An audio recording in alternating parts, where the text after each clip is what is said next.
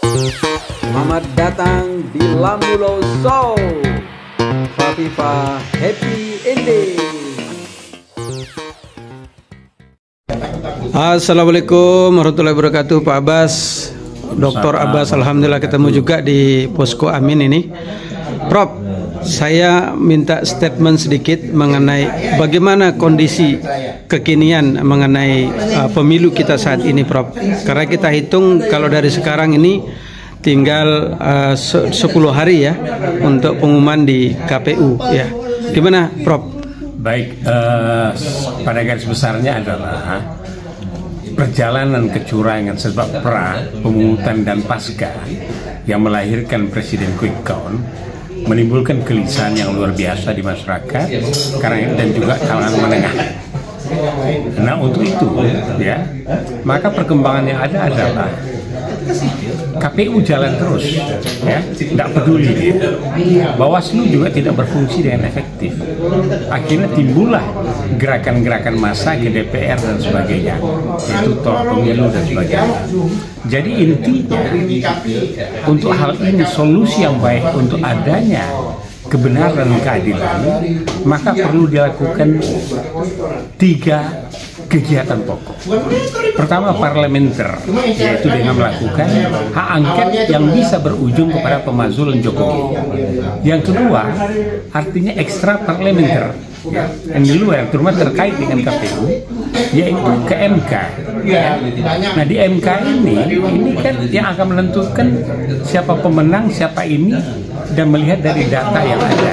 Nah, maka untuk itu, agar mengoptimalkan data-data yang ada, sehingga kekuatan untuk menjelaskan ya, kejahatan pemilu, kecurangan pemilu, pelanggar pemilu itu bisa dibuktikan.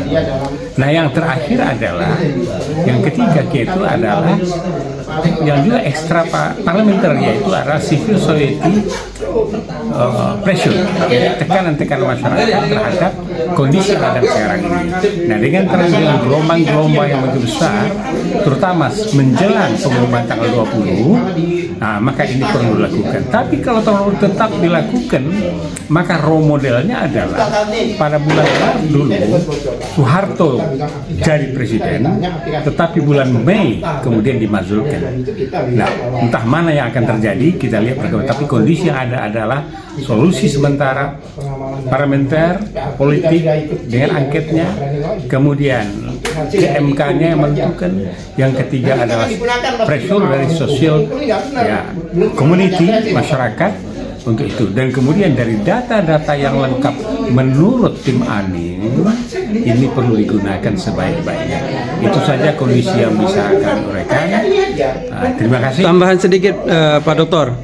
Dokter Abbas, ini kita lihat bagus, saya setuju tadi ada role model ya pada bulan Maret, di mana Pak Soeharto digulingkan, ya kan, dilantik ya, kemudian bulan Mei dia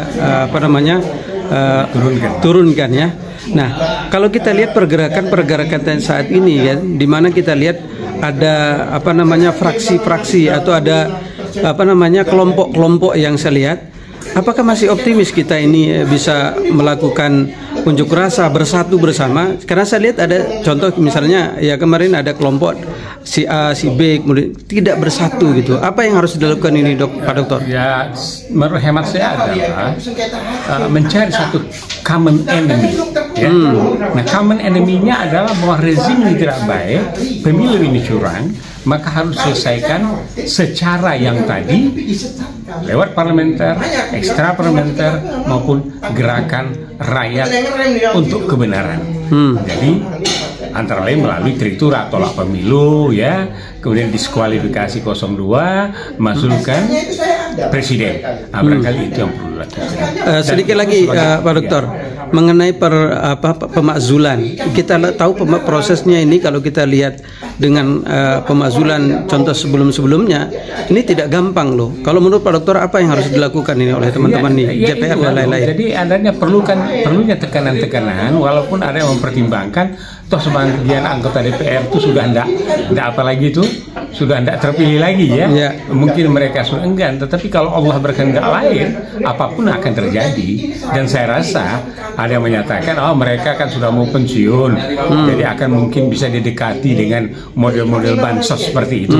Saya yakin tidak. Mereka adalah manusia yang punya anak cucu, mereka adalah juga anak bangsa, dan saya yakin tidak semua akan bisa terpengaruh. Nah, semoga hak angket ini berjalan sehingga kecurangan, kejahatan pemilu, pelanggaran pemilu itu bisa terbongkar sehingga berujung kepada yaitu tolaknya pemilu ini, ya, kemudian bisa jadi pilpres 2 putaran. Baik, sebagai penutup Pak Dr. Abbas, ada kemungkinan nggak dari pihak pendukung Pak Anies untuk masuk angin, dalam arti digoda dengan hal-hal yang, mohon maaf ya, kita bicara sekarang ini ada isu bilang satu anggota DPR itu bisa dikasih sekian duit gitu ya. Itu yang saya sampaikan tadi, artinya pendekatan kepada mereka yang tidak terpilih lagi dengan pendekatan bansos, yaitu artinya tidak gebu dolar namanya, jadi gelontoran dolar.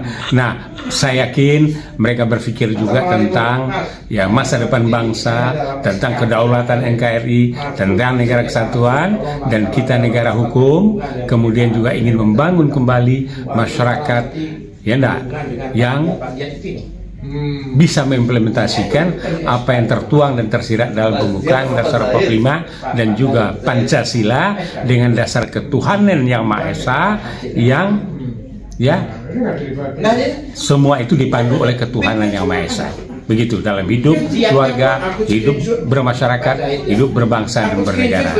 Jadi saya yakin ini akan berjalan baik, dan insya Allah Amin masih bisa menang di dalam Pilpres 2024 ini. Minimal 2 putaran ya Pak Dokter ya? Minimal 2 putaran. Baik, terima kasih Pak Dr. Abbas. Assalamualaikum Pak Dokter. Waalaikumsalam warahmatullahi wabarakatuh.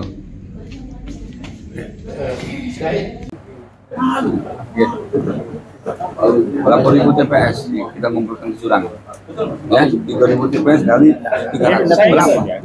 Sudah bisa mengurangi. Kalau sudah ngomong lagi pribadi, karena dari kursi 2-3 orang berapa menit mas? Karena kita tampil harus suruh bahas terus jangan hukum jadi hukum di sini tidak menggunakan itu, tapi mengumpulkan hanya kecurangan. Kita khawatir para sehat para jalan. waktu sudah sebulan ya harus melibatkan kita dulu. Justru tahu sih mereka dengan ditolaknya itu yang saya bukan orang ya kita dengan kita dari yang lain kan nggak ada di THR. Selamat datang di Lambulo Show. Fafifa Happy Ending.